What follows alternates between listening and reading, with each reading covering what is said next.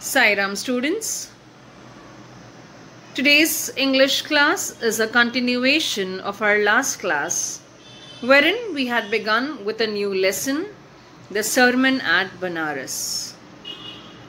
In our last class we read about Gautam Buddha and Kisa Gautami.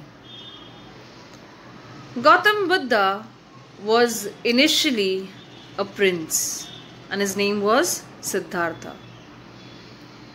He was shielded from the problems of the world. But one day, when he stepped out for hunting, he came across an old man, a sick man, a monk, and a beggar. After which, he decided to give up his princehood. He wandered for many years. And finally, he sat down under a peepal tree and promised to stay there until he seeked enlightenment. He was also, after which he was called as Gautam Buddha. Then in the city of Banaras, he delivered his first sermon, which spoke about Kisa Gautami. Now this lady, she had only one son who passed away.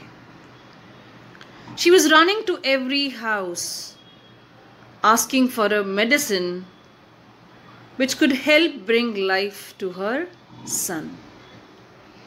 Everybody thought that this girl has lost her senses. How come someone who is dead can be alive again? Then one person said that why don't you go and meet the Sakya Muni or Gautam Buddha?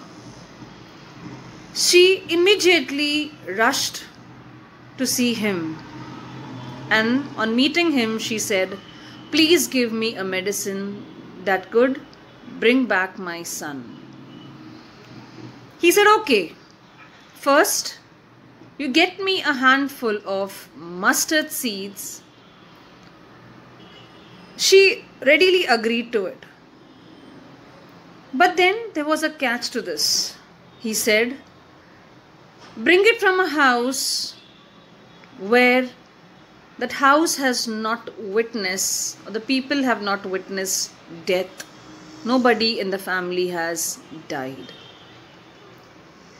Hearing this, she goes in search of a house or a family wherein she gets a handful of mustard seeds. So let's read and understand what happens with Kisa Gautami. So just keep a book and a pen handy so that you can write down the important points and the important hard words. Poor Kisa Gautami now went from house to house, and the people pitied her and said, here is mustard seed, take it. But when she asked, did a son or daughter, a father or a mother die in your family? So she went from house to house asking for mustard seeds. People felt really bad for her, felt sorry for her misfortune. Okay, they said, okay, here you can take mustard seeds.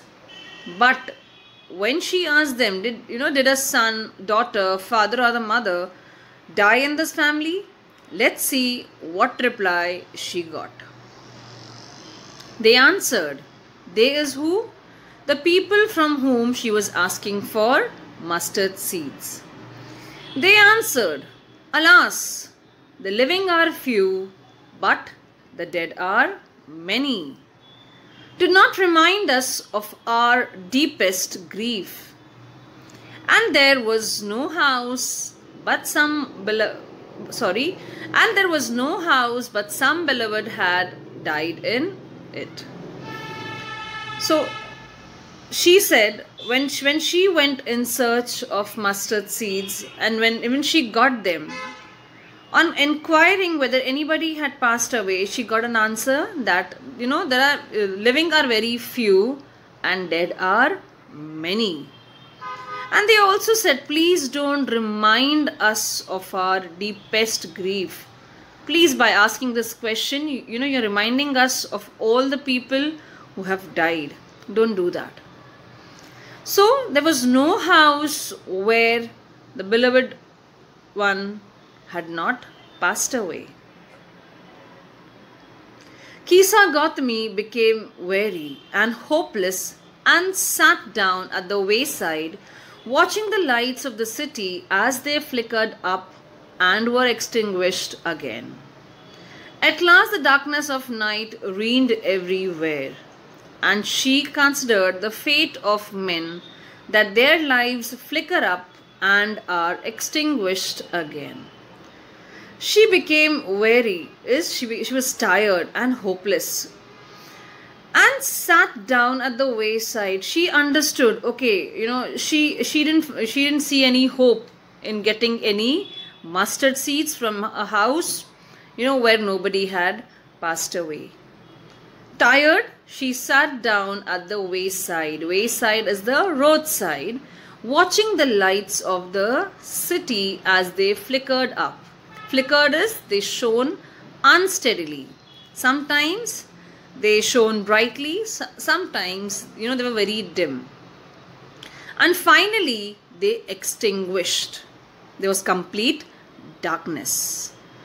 And this darkness was everywhere. It reigned everywhere, means it ruled everywhere. The entire city was dark. And she considered, that is how she related to the fate of a person, fate of a man. And what did she say?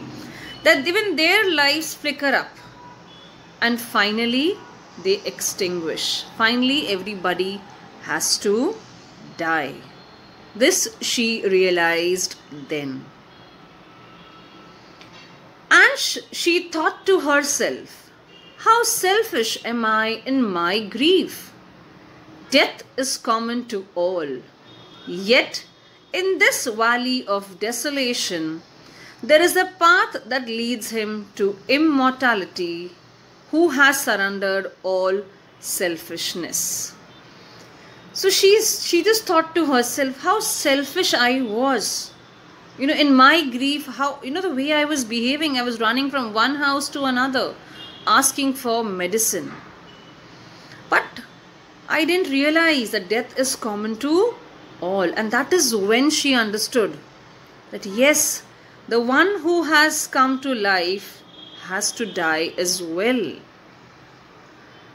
And then she says, yet in this valley of desolation is the area which is filled with sorrow. There is a path that leads him to immortality. Immortality is able to live forever, the ability to live forever. And who can live forever? Is the one who has surrendered all selfishness. Okay, the people who give up, who are not selfish, who give up selfishness, okay, that they can go on the path of immortality. The Buddha said, the lives of mortals in this world is troubled and brief and combined with pain. For there is not any means by which those who have been born can avoid dying. After reaching old age, there is death.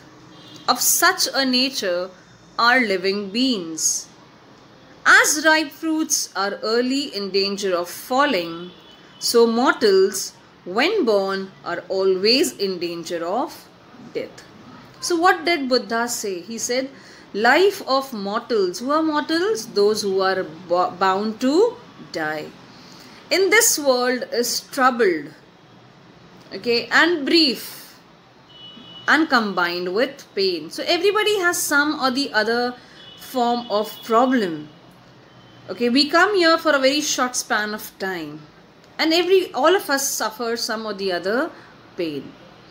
And he says that by no means, by any means, the ones who are born cannot avoid dying.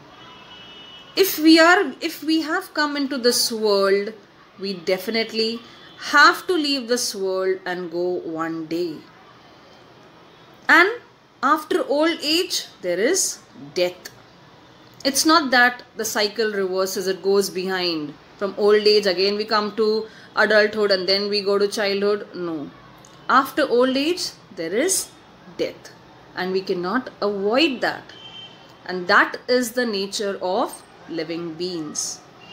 And then he also gives an example. As ripe fruits are always in danger of falling, they fall first from the tree. So, mortals, when born, they are always in danger of death.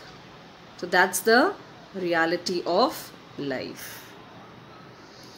As all earthen vessels made by the potter end in being broken, so is the life of mortals. Both young and adult, both those who are fools and those who are wise, all fall into the power of death. All are subject to death. Then he says, like earthen vessels, when the potter makes them, they are bound to break when we use them. It's not that you can keep them lifetime. At some point or the other, even they break. So even so is the life of mortals. Whether you are young, you're an adult, you're aged, whether you are an intelligent person or you are a fool, we all fall into the power of death. We have to die someday or the other. And we all are subject to death. Of those who overcome by death, depart from life, a father cannot save his son, nor kinsmen their relations. Mark, while relatives are looking on and lamenting deeply, one by one mortals are carried off like an ox that is led to slaughter.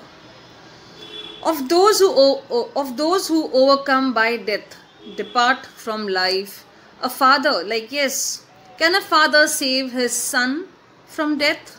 No. Can a kinsman, who is a kinsman? A man who is one of a person's blood relation. Can a brother save a sister's life or vice versa? Not possible. It's difficult to save our relatives. Why? Because yes, if we have come into this world, death is, we are bound to die. And then he says, while relatives are looking on and lamenting is when they are expressing their grief about something.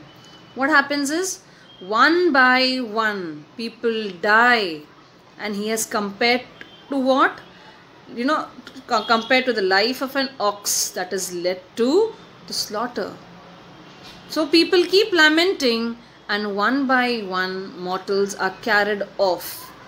Like what? Like ox that is led to slaughter. So the world is afflicted with death and decay. Therefore the wise do not grieve, knowing the terms of the world. Not from weeping nor from grieving will anyone obtain peace of mind. On the contrary, his pain will be the greater and his body will suffer. So this world, the world that we are living in, it is affected with suffering, disease, or pain. Yes, all of us, we have some of the other problems. So this world is afflicted with death and decay. Decay is rot. And therefore the wise do not grieve. Yes, it's difficult when someone passes away. It's difficult. But we have to accept the fact. Knowing the terms of the world. The wise person understands the terms of the world. And what is that? That one who comes has to leave. Not from weeping or grieving will anyone obtain peace. Do you feel that, just by crying or just by, by lamenting, can you obtain peace of mind? Is it possible? No. On the contrary, what will happen? His pain will increase and his body is going to suffer. The more you cry, the more your body is going to suffer. Your mind cannot be at peace. He will make himself sick and pale. Who is this? He is talking about the one who grieves. Yet the dead are not saved by his lamentation. So he says, even if you keep crying, okay, what will happen? First of all, you will make yourself sick and pale. And do you think you can save a person just by lamentation, just by lamenting about his or her death? No. He who seeks peace should draw out the arrow of lamentation and complain and grief. So one who wants to seek peace, okay, remove lamentation, complain and grief from your life. Remove that arrow from your life. He who has drawn out the arrow and has become composed will obtain peace of mind. He who has overcome all sorrow will become free from sorrow and be blessed. So he says, the one who has drawn out the arrow, he will become composed. What is composed? Having one's feeling and expression under control, and that is how you can obtain peace of mind. Okay, you can overcome all sorrows and you can be free from all sorrows and you can be blessed. So we should accept the reality of life. I know, students, it's very easy to say and very difficult to do. So that's it with the lesson, students. Quickly we'll just go through the value points of this lesson. Jot them down, students, if you wish to.